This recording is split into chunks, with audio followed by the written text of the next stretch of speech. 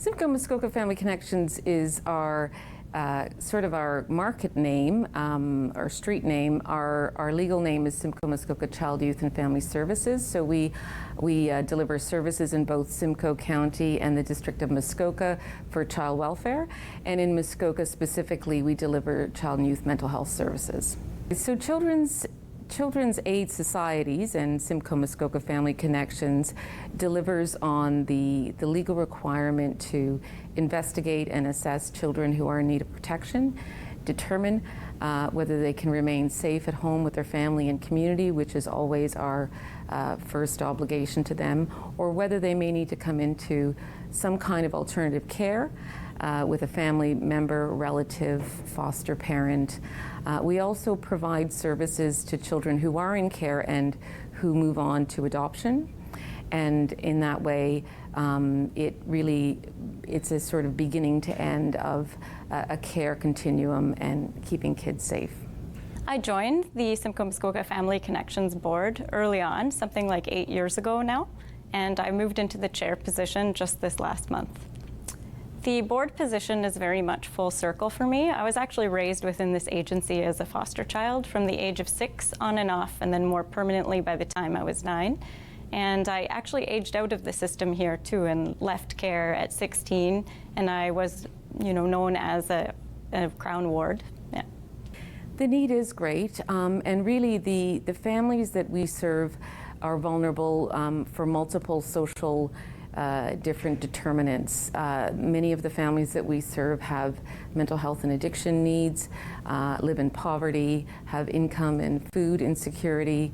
They also may be struggling with domestic violence. This is a big feature of the need that we see in the community.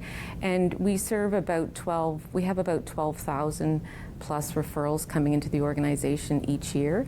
At the moment, we have about 300 to 300, anywhere between 300 and 350 children in our care that we're also looking after.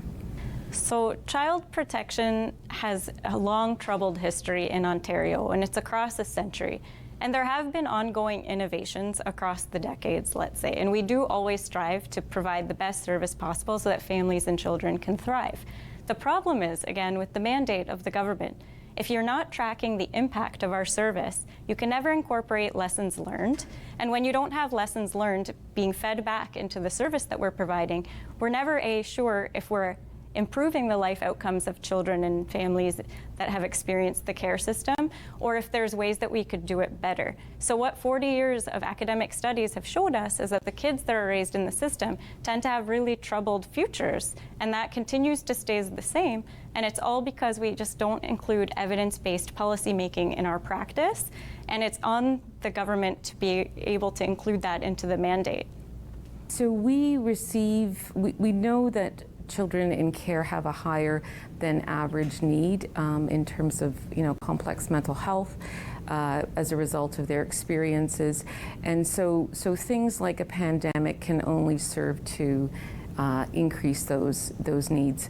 But in Muskoka, we deliver the child and youth mental health services, and we have found ways to do that through the pandemic by offering virtual engagement through therapy, art activities with youth to help keep them occupied. The youth who are living independently, who've transitioned, we found creative ways of connecting with them in ways, because we know them, we can figure out what's going to work best for them.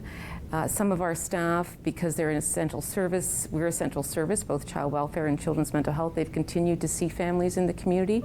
We've seen an increase in referrals as well as a result of the pandemic. So while we may have closed our offices to keep the community and children safe, we have remained very much engaged with the families that we serve. So I think with most government community types of services, they've operated in silos in the past. And there wasn't always the opportunity to create really strong community partnerships, because sometimes you have to worry about privacy and there's different regulations and people use different language across the field. So ultimately what we need to do is we need to be empowered by the government to create a really cohesive system that operates more as one thing and not many different pieces. Everybody's life has many different facets to it, right? There's mental health needs, there's tangible financial needs, there's housing needs, there's all sorts of things. So now what happens is, as a complicated person, you have to then pursue services in all of those needs in all the different government agencies.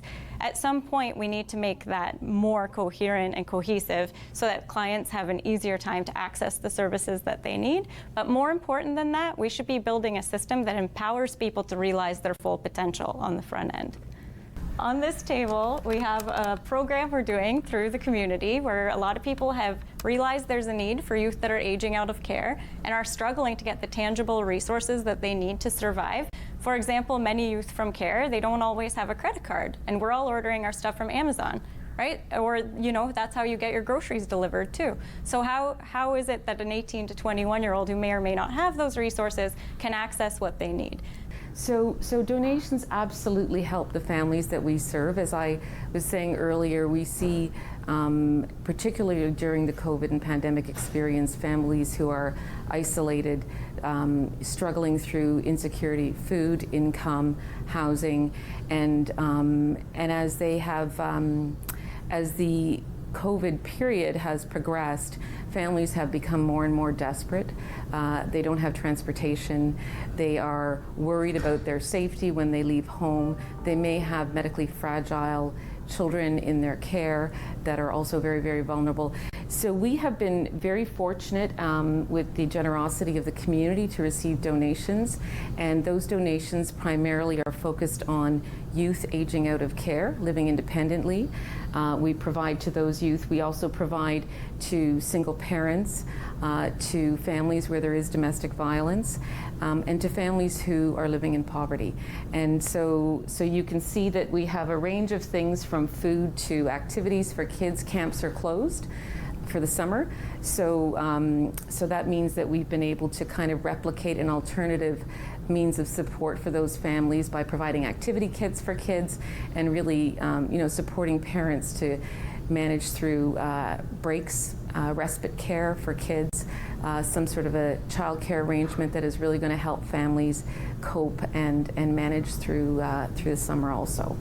With board governance, you speak with one voice on the board, right? So all I can do is I can offer my advice in my capacity as board chair, sure, but also as a former foster child with some lived experience, as a researcher in this field, and also as someone having developed legislation for this sector and undertaking a lot of advocacy. So I hope that advice helps influence some of our aspirational goals, such as, can we see how our youth are doing after they age out? Can we learn something from that and include it into our practices? What about being extra aspirational and having every child that's raised in our service aspire to post-secondary achievement, right? Something really that will set them up for thriving in their adult lives.